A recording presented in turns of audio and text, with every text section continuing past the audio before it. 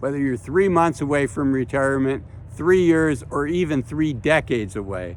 I think it's helpful for all of us to have an idea of what types of items are on a good retirement checklist so that when our time comes, we're prepared.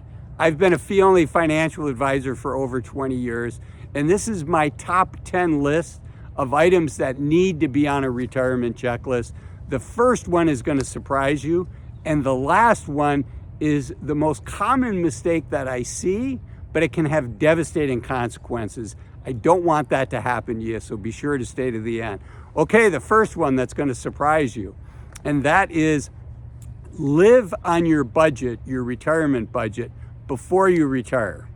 And you know what? If you have 3 years ahead of time, that's the ideal situation, is several years ahead of time. Oftentimes people will come up with a plan and say, okay, my take-home pay right now is $80,000 a year, and in retirement we're going to live on whatever, $30,000, $40,000 a year. And it's one thing to pencil that in a plan, it's another thing to live it. So I encourage you to figure out a way to live as closely to that retirement plan for at least a month, sometime before you retire.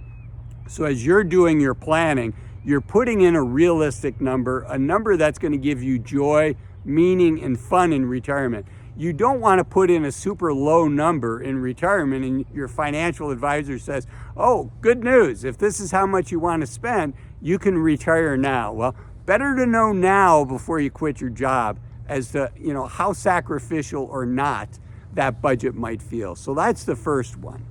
Okay, let's go for a walk and I'll share with you some of these other items as I walk here along the Puget Sound. Okay, the second item is not as huge of a deal, but it's going to give you a better chance of managing your accounts properly, and that is to consolidate your accounts to the extent that you can. Husbands and wives cannot commingle their IRA accounts.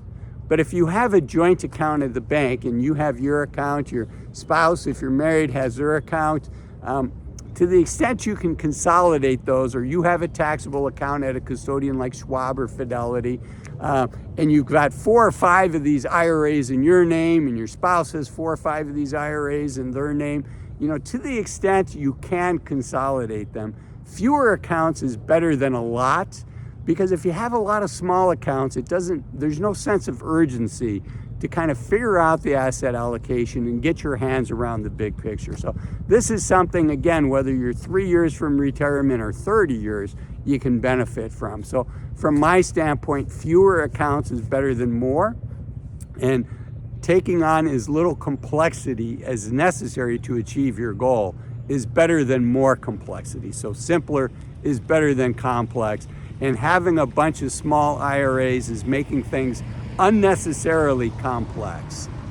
Okay, the next thing to start thinking about, preferably 3 years before you retire if you have the time, is if you are retiring before you are Medicare qualified, what are you going to do for your health care insurance? What are you going to do until you become Medicare qualified? And just be careful. Just because you have Medicare doesn't mean you're going to have no medical expenses. Fidelity estimates that the average person is going to have over $150,000 of medical expenses after they turn 65 outside of what Medicare pays for. So as you think about your budget, think about that as well. Okay, so healthcare insurance. The next one is your taxes. And the number one thing I think people can do is read up about required minimum distributions, which is for a regular IRA, a regular 401k. The government says once you're in your 70s, and it's going to, the age that you have to start differs depending on when you were born, but look up what your required minimum distributions are going to be, because if that money's coming out of a regular IRA or regular 401k, that's going to be taxable income for you. So look that up. Have an idea of what that is. Many people are surprised when it comes, when they start taking required minimum distributions, how large those distributions have to be. And that puts you in a higher tax bracket. And there are some things that you can do. And time is your best friend in making that happen. For instance, when you first retire, typically people have a lower taxable income, so they can start converting some of those regular IRAs into Roth IRAs. It's a subject for another video, but calculate what your RMDs are going to be and know what that's going to be. Also, while you're working and you're likely making more money and have more taxable income, think about what your charitable intents are going to be in the first 5 years of retirement. And you might be able to use something called a donor advised fund. Now, a donor advised fund is a super simple tool. It's not complex. Custodians like Fidelity and Schwab offer them. It's just another account essentially. But what you can do is you can take advantage of your high income, high tax years and make your donation in those years where you get the biggest tax break. And a donor advised fund allows you to postpone the ultimate charity that it's going to go to. So you can look up donor advised fund. This isn't financial advice for any one person. This isn't financial advice for you. I don't know your situation. These are just things I want you to have on your radar screen so you're thinking about ahead of time. Okay, the next thing I want you to think about is, and this is as you're getting closer to retirement, when do you give your notice at work? A lot of people will say December 31st is my last day of work. I'd be careful with that because often bonuses are decided in December and paid out in January or even February. And oftentimes you have to be an employee of the company to receive your bonus. So if you're thinking about giving notice at year end, just give some thought to it. Think about if you qualify for a bonus, when does that get paid out? And are you likely going to get that bonus if you give notice early? So think about that. Also, another thing, we talked about healthcare insurance earlier.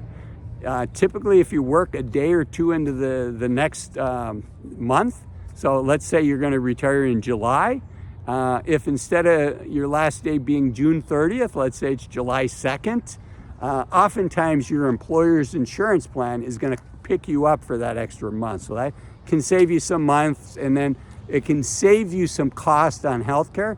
And it can also give you an extra month because you have 18, most of us are going to qualify for 18 months of COBRA if we have a gap before Medicare comes in. So typically if you have healthcare insurance and you work for a larger, medium-sized company, you can keep on their insurance. You have to pay for it yourself, but for 18 months. So working a couple more days into the new month might be beneficial for you.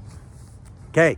Another item is trying to be debt-free, and this is something that 30 years, 20 years, 10 years, 3 years before you retire can be helpful. Think about paying down your credit card debts if you have any. Think about your mortgage. I personally think it's helpful, and you have a lot more freedom if you can pay off your mortgage sometime in your 50s. 3/4 of Americans own their own home, which is a great thing. And 2/3 of those people are mortgage free by the time they're 65, but there's still 1/3 of us that are not mortgage free when we're 65. And if we can pay off that mortgage, it gives us a lot more freedom and flexibility. Okay, the next thing is tax related as well. It's what I call the 3 bucket strategy. Make sure that not all of your money, not all of your distributions, not all of your money is in a regular IRA or a regular 401k. Otherwise, every time you take out money, every time you need money, if all of your money is in a regular IRA, every dollar you take out is going to be classified as ordinary income. And you can get in a situation where, every time you want to buy a loaf of bread at the grocery store, you're paying for that with taxable income. And if you can avoid that, I think your retired self will be thankful for you. So you want to have some money in a regular IRA, some money in a Roth version of an IRA, and then some money like in a regular taxable account, like at your local bank. Okay, so think about those 3 buckets. Also, where do you want to live? You and your spouse should be thinking about what should be on this checklist is where do you want to live when you retire? And if you're not on the same page, then I would use the years before you retire to go on vacation different places and see if you can get on the same page as to where you're going to retire. Okay, Now, the mistake that can be really costly that people regret making, I'm going to share with you in just a minute. But before I get there, just a silly one, which is your vacation, your PTO, your paid time off. Some companies don't pay you out for your unused vacation. So if that's you, be sure to use up your vacation in that year before you retire.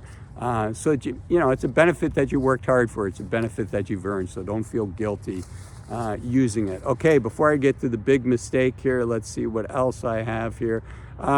Another important one is, unfortunately, we're going to lose our friends at work. Most of us are going to lose our friends at work. Now, there might be an exception, somebody you're very close to, but you know, when you work with somebody, you have that proximity.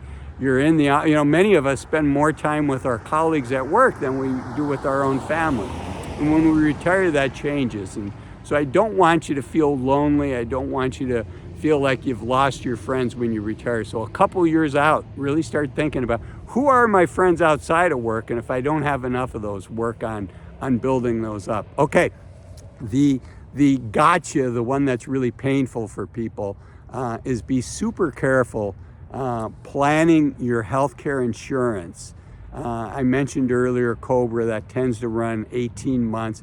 The number one cause of people 65 having unintended lapse in their healthcare insurance is, you know, missing it by a month, thinking that COBRA is going to take them until Medicare picks up. And if you plan it right, it can, but you can't just call the Medicare office and say, hey, it's June 15th and, you know, July 1, I want to be on Medicare.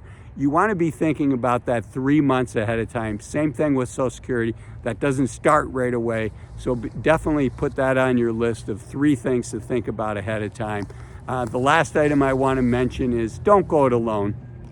You want to have certainty when it comes to your retirement. You want to know that you've checked off all these boxes. YouTube videos like this hopefully can be helpful, but I encourage you to work with a fee-only financial advisor, somebody that knows your specific situation and can give you advice specific to your situation. I also want you you've worked hard for your money. I want you to think about enjoying your retirement as much as you can.